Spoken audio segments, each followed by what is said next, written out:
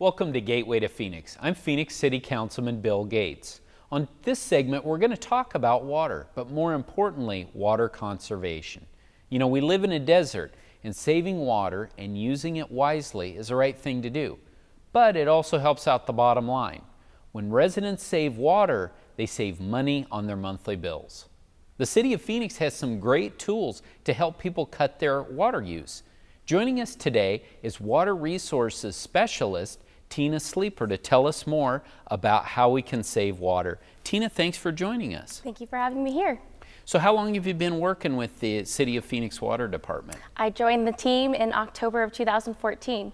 Wonderful. Well, welcome aboard. We really appreciate it. Thank you. So, you know, I think water conservation is something that I hear a lot from people. Of course, we live in the desert. But can you talk about in people's homes, what's the best way that they can conserve water? Well, not a lot of people know, but up to 70% of home residential water use is actually outdoors. So anyone who wants to save water can actually go outdoors and look for ways to make their watering more efficient. And what are some ways that people can make their watering outdoors more efficient? Well, at the Water Conservation Office at the City of Phoenix, we actually have publications about that. One is called Landscape Watering by the Numbers, and it's an easy 3-step process to figure out how much water your plants actually need, how much water your system is producing, and how to match those two things so that your plants are healthy, your yard looks great, and you're also using water efficiently and lowering your bills.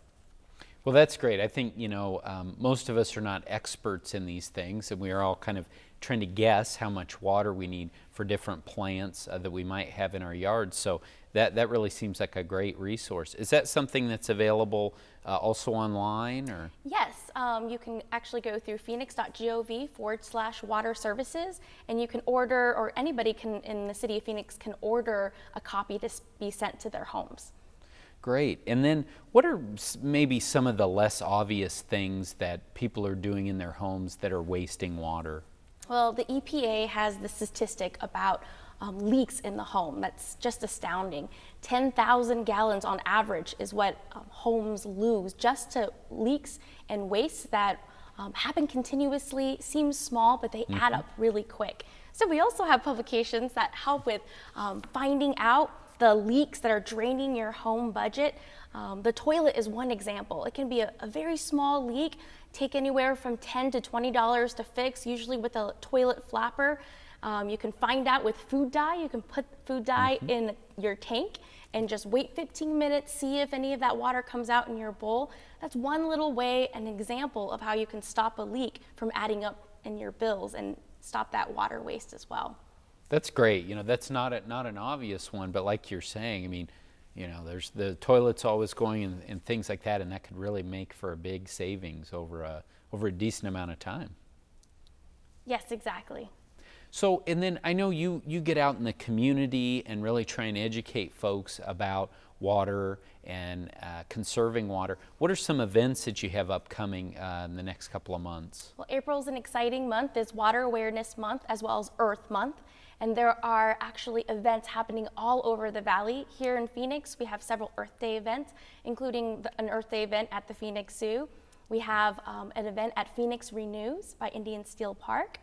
And that one's all about the earth. And then we have an event at the City of Phoenix in the atrium as well. All of these are actually posted on the City of Phoenix website, phoenix.gov.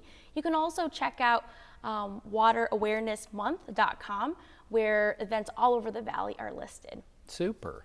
Now, you know, obviously we want to make sure that the adults out there are educated about water conservation, but it's very important that the next generation coming up is educated, and we really want to let our kids know about water conservation. How do we do that? How do we reach out to kids and get them educated? Well, they're growing up in such a blessed time.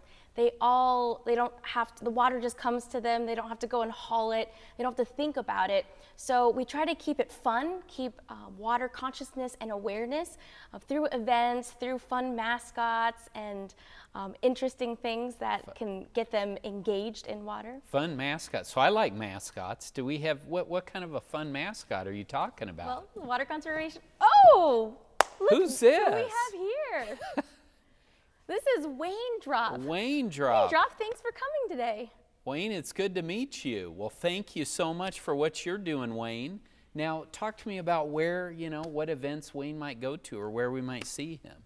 Wayne likes to come out to several of our events, or he's actually on demand if we have classroom visits that we go and do, teaching about the hydrologic cycle, teaching about water conservation at school and water science. And if teachers want, he can also come along and get the kids, especially younger kids, really excited about water. All right. I wish he was excited. I mean, that is great. I mean, we're having fun here, but really it is for kids. Yes. I know, and maybe even some adults too. We get a mascot in the room and everybody gets excited, and it kind of gets your attention on whether it's cheering for your favorite team or, in this case, trying to save water in the desert. So that's great. Well, Wayne, thank you for coming on the show.